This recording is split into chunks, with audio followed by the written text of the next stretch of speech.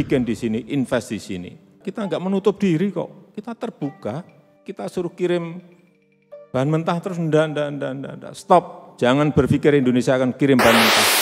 Kita tentu bukan mau perang, tapi adalah hak kita juga untuk bangkit menjadi bangsa yang maju itu. Karena apapun yang namanya negara maju, itu juga ingin mempertahankan dirinya tetap menjadi negara maju. Nihonno Kataro. Sahabat Senpai, tanggal 8 Desember 2022 yang lalu, pemerintah Indonesia telah mengajukan banding terhadap gugatan EU mengenai pelarangan terhadap ekspor biji nikel kita. Kita banding tentu saja karena kita kalah.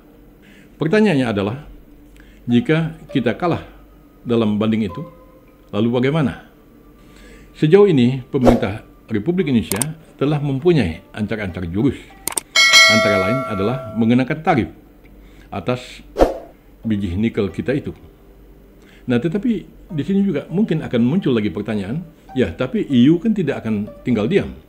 EU juga mungkin akan membalas.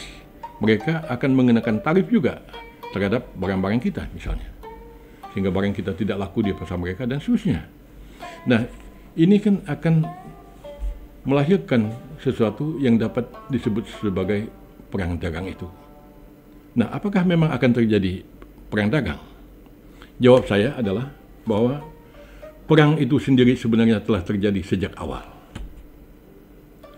Jadi pada saat Presiden Jokowi melakukan pelarangan terhadap ekspor biji nikel kita, maka sesungguhnya beliau telah menabuh genderang perang. Jadi yang memulai perang itu bukan EU, namun kita. Tetapi saya katakan itu hak kita, dan bahkan kebijakan itu merupakan kebijakan yang amat baik.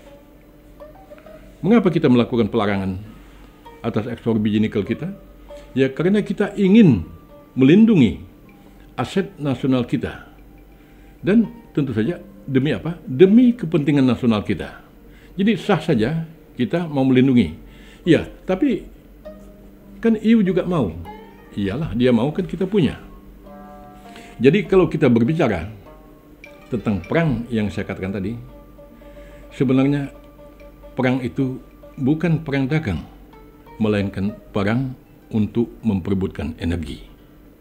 Jadi perang kita ini kan untuk apa? Untuk melindungi kepentingan nasional kita, yang insya Allah ini juga untuk kejayaan bangsa dan negeri ini.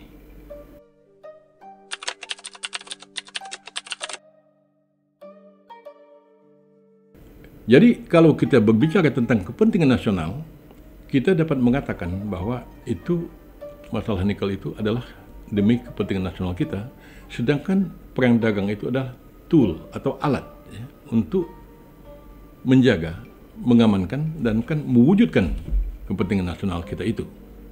Unsur dari kepentingan nasional itu ada 4. Pertama adalah ideologi, kemudian adalah security, kemudian adalah prosperity, dan kemudian adalah pride atau prestige, ya, harga diri dan kejayaan kita sebagai sebuah bangsa. Jadi kalau kita bicara tentang konsep kepentingan nasional tadi, maka jelas bahwa kita melakukan pelarangan ekspor nikel itu dengan mungkin tadi toolnya itu adalah bentuk perang dagang, tapi yang ingin kita tegakkan di situ adalah kedaulatan kita, sovereignty kita, juga masalah prosperity. Paling tidak ada 2 hal yang akan kita capai ya dengan melakukan aksi yang sedang dilakukan sekarang ini. Bahkan dapat saya tambahkan satu lagi, yaitu prestige, ya, harga diri dan kejayaan. Kita mungkin sudah bosan ya dalam sejarah kita, jelas bahwa kita dijajah sekian lamanya, sehingga kita juga ingin punya harga diri dan kita ingin menegakkan harga diri kita itu.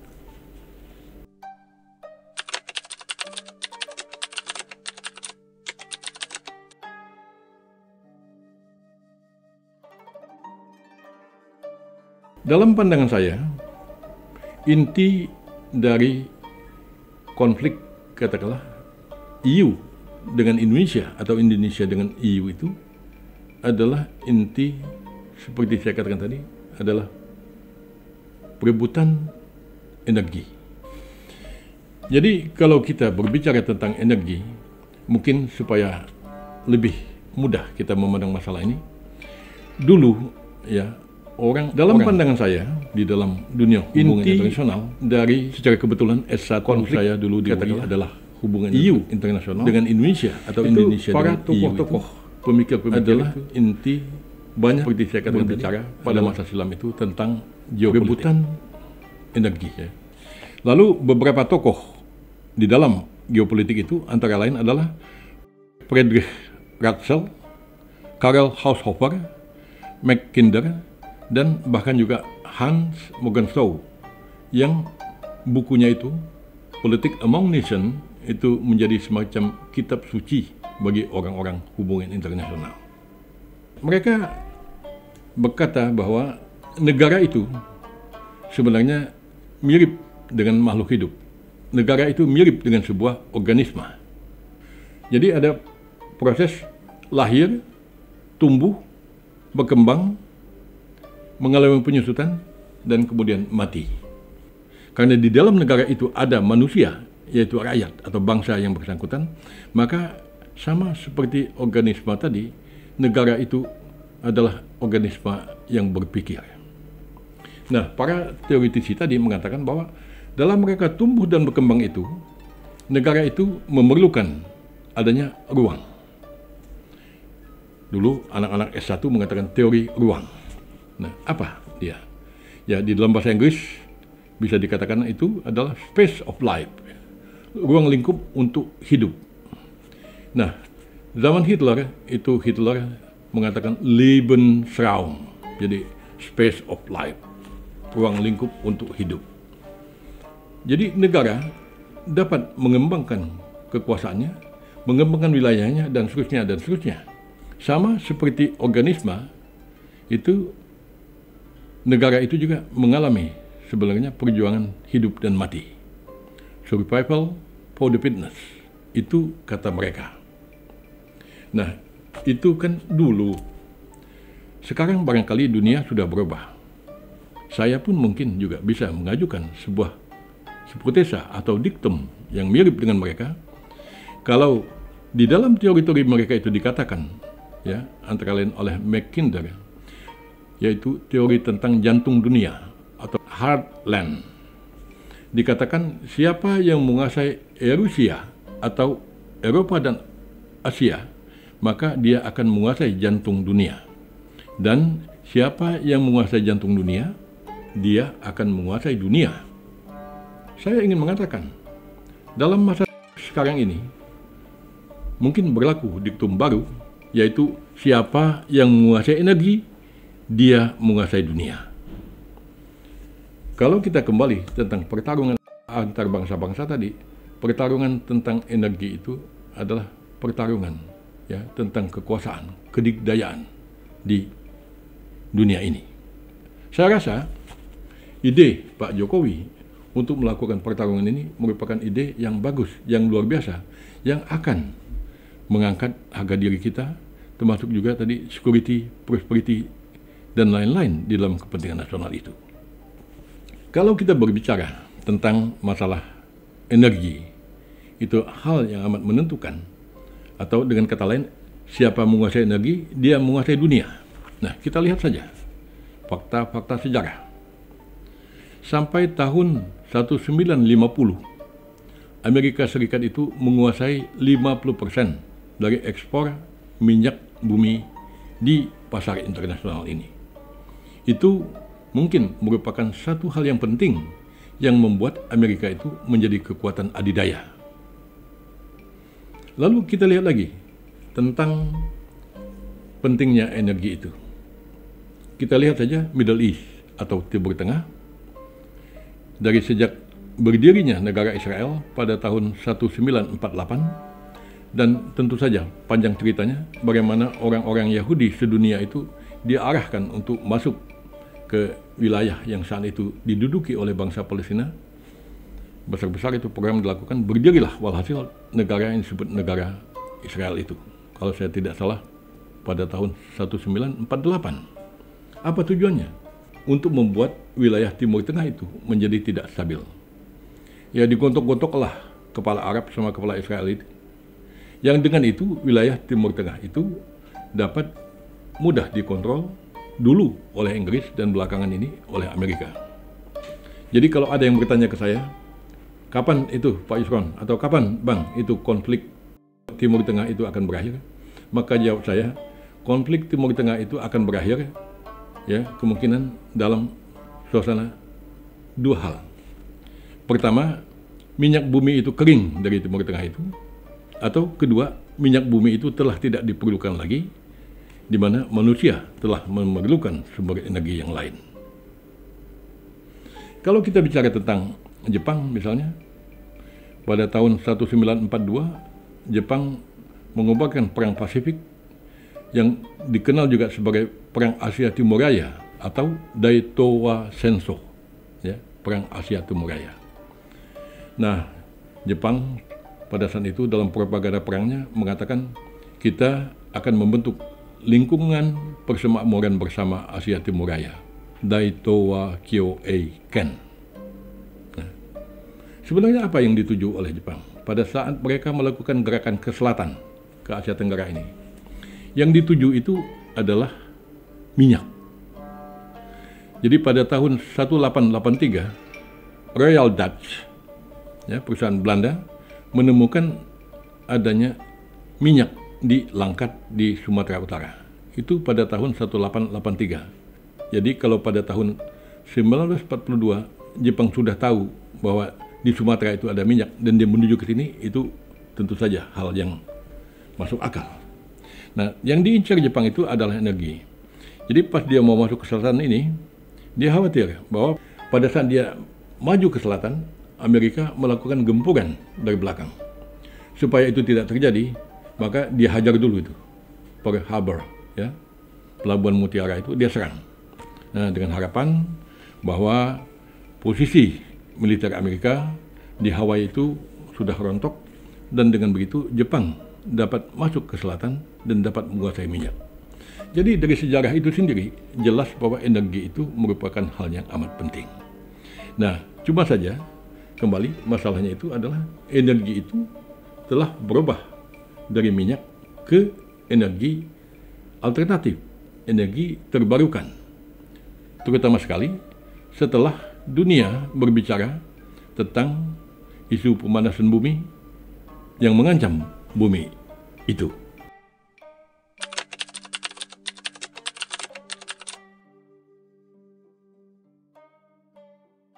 Disinilah inti masalahnya. Pertarungan Indonesia dengan EU di WTO sekarang ini, sekali lagi saya katakan, adalah pertarungan untuk memperebutkan energi. Tadi saya sudah katakan, siapa yang menguasai energi, dia akan menguasai dunia. Nah, lalu bagaimana cerita detailnya? Kita lihat saja begini. Sebenarnya ya, pertarungan antar bangsa itu tetap saja terjadi, baik dengan cara yang keras maupun dengan cara-cara yang bersifat lembut atau soft. Eropa di dalam hal energi tadi, setelah isu pemanasan bumi itu muncul, mereka berusaha mengembangkan energi baru yang terbarukan, yang ramah lingkungan. Apa yang mereka lakukan? Mereka ingin membuat biodiesel dengan menggunakan minyak bunga matahari. Wah, rasanya sudah hebat lah, mungkin mereka akan menguasai energi ke depan ini. Nah, tapi tiba-tiba dalam situasi itu Indonesia muncul dengan CPO-nya, dengan minyak sawit kita. EU merasa terpukul terhadap minyak sawit itu, karena jika ini dibiarkan, Indonesia yang akan menguasai energi terbarukan itu. Maka ya mereka bikin tingkah ya macam-macam terhadap CPO kita, terhadap sawit kita itu. Dikatakan penanaman sawit mengakibatkan deforestasi, penggundulan hutan, berbahaya bagi bumi. Oh, sawit itu menyedot sekian liter air per hari per pohon. Ya mungkin itu betul-betul saja. Ya, kalau mau dicari-cari daftarnya mungkin akan lebih panjang. Tapi itu inti masalahnya bukan di situ menurut saya. melainkan mereka merasa terpukul. Poinnya di situ.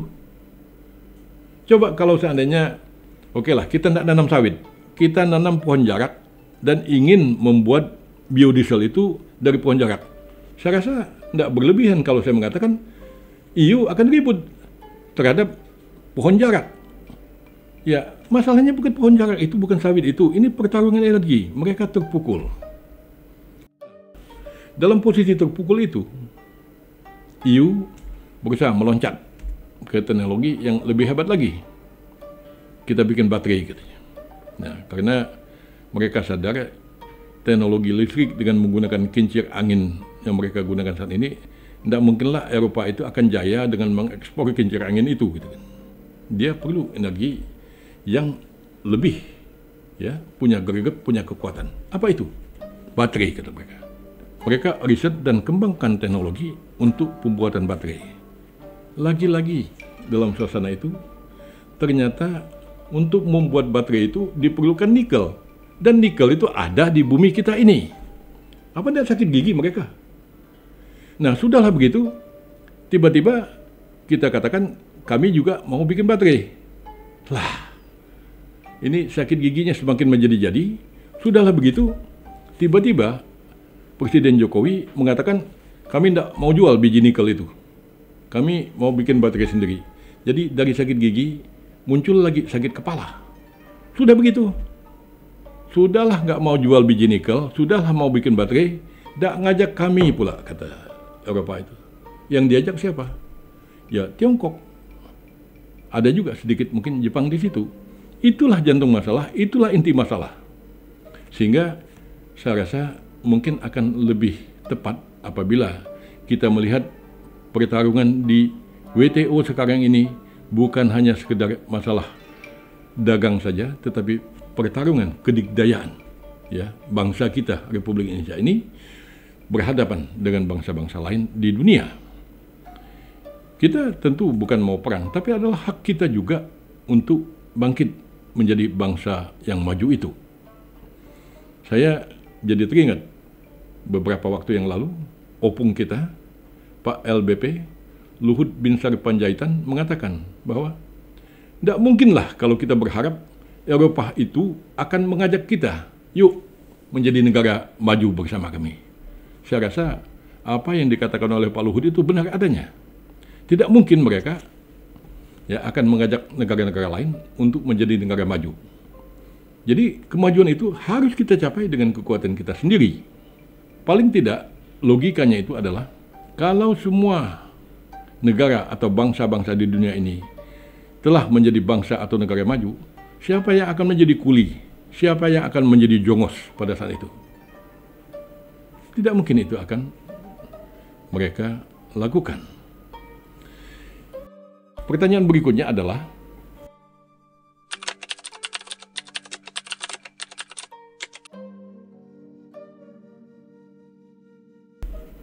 jadi kalau kita bertanya tentang nasib kita di WTO, yaitu nasib banding kita di WTO, maka saya katakan, ya, bahwa kalaupun juga kita kalah, sesungguhnya kita menang juga. Nah, kalau kita menang, ya kita 2 kali menang. Nah, ini pemikirannya mungkin agak aneh. Ceritanya begini, ya. Untuk banding di WTO itu memerlukan waktu. Dapat saya katakan di sini bahwa pemerintah Indonesia entah sejak awal memang telah tahu dan merancang begini, entah ini secara kebetulan, sebenarnya dengan melakukan pelarangan ekspor biji nikel itu dan kemudian pas digugat kita kalah, kita banding, itu buying time. Ya, kita membeli waktu untuk apa? Ya, untuk mengembangkan industri nikel kita, pengolahan nikel kita menjadi ferronikel dan sebagainya. Pemerintah mengatakan bahwa kita mendapat keuntungan, entah berapa ratus triliun itu, saya tidak ingat pasti angkanya, tetapi dalam jumlah yang sederhana dapat dikatakan, dengan kita melakukan hilirisasi nikel itu, maka Indonesia ini memperoleh keuntungan atau nilai tambah sebanyak 10 sampai 19 kali lipat. Ya oke, tentu omedeto, selamat. kita dapat keuntungan sekian kali lipat. Tapi bukan hanya masalah itu, ya. Bahwa kita pun juga seperti saya katakan tadi, dalam konteks ini kita pandang sebagai perang perebutan energi, ya. Bahwa diam-diam kita terus membangun hilirisasi produk nikel kita ini. Kita buying time, saya akan jelaskan sebagai berikut. Bahwa untuk sidang di WTO itu, setelah kita sidang, katakanlah di tingkat pertama, untuk penyelesaian sengketa, kemudian kita dinyatakan kalah dan kita banding. Nah, untuk banding itu, di WTO itu ada sistem yang disebut dengan sistem panel. Jadi panel itulah yang akan mengurusi masalah banding itu. Siapa hakim-hakimnya, itu kan harus dipilih. Menariknya di sini adalah bahwa Amerika itu tidak setuju dengan adanya sistem 2 tingkat di WTO itu. Ya, tentu ini bukan karena Amerika mau tolongi kita, enggak. Dari dulu memang Amerika enggak suka, tidak ingin dengan ada sistem 2 tingkat itu. Mereka maunya 1 tingkat saja. Akibat hal tadi, maka Amerika melakukan boykot terhadap pembentukan panel di WTO itu. Bukan saja untuk kita, tetapi juga untuk sidang banding manapun juga. Nah, katakanlah kalau seandainya 2 tahun lagi baru panel itu dibentuk dan kita kalah. Nah, kita hitung kalau dari tahun 2019 sampai ke sekarang ini 2003 dan kita tambah lagi, katakan 2 tahun lagi, itu kita telah diuntungkan dalam hal waktu, di mana pada saat tersebut insya Allah industri kita dalam bidang nikel, maksud saya adalah memproduksi produk-produk turunannya seperti ferronikel, ya, nikel untuk baterai, nikel untuk katakanlah lapisan besi baja sehingga tidak karat, untuk jembatan, untuk bangunan, untuk mobil dan seterusnya, itu telah akan tumbuh dengan baik. Nah, kalau kita kalah, kita sudah kuat. Nah, saat itu mungkin kita bisa bertarung di pasar internasional dengan WTO secara head to head. Mana produk-produk dari nikel kamu, ini produk nikel kami. Pada saat kita head to head di masa itu, insya Allah posisi kita akan cukup strong. Kita cukup kuat dalam menghadapi bangsa Eropa itu.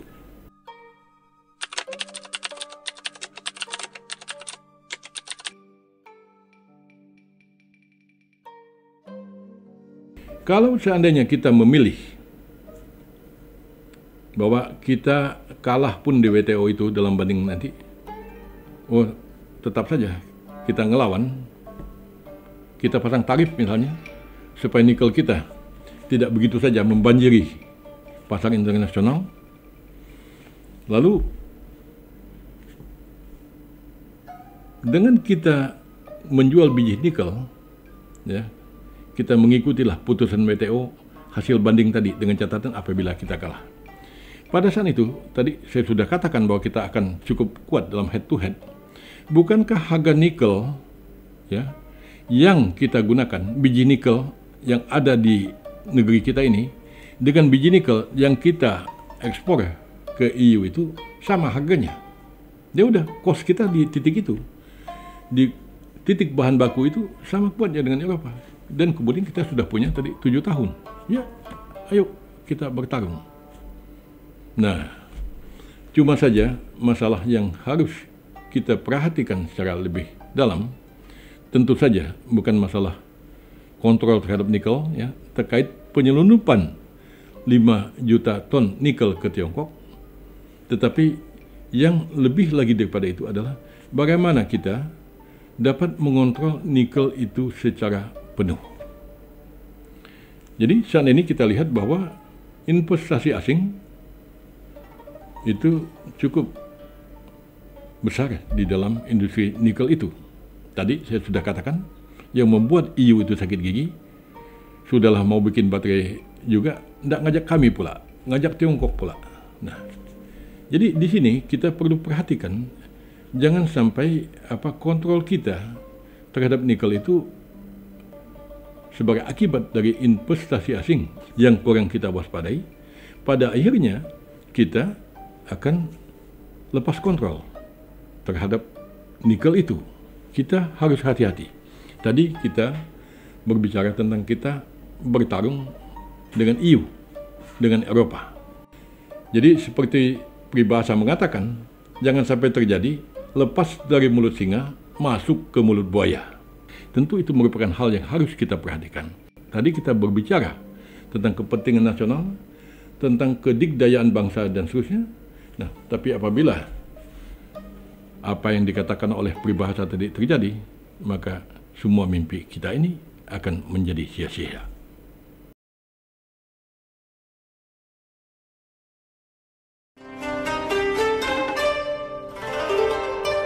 日本の語ろう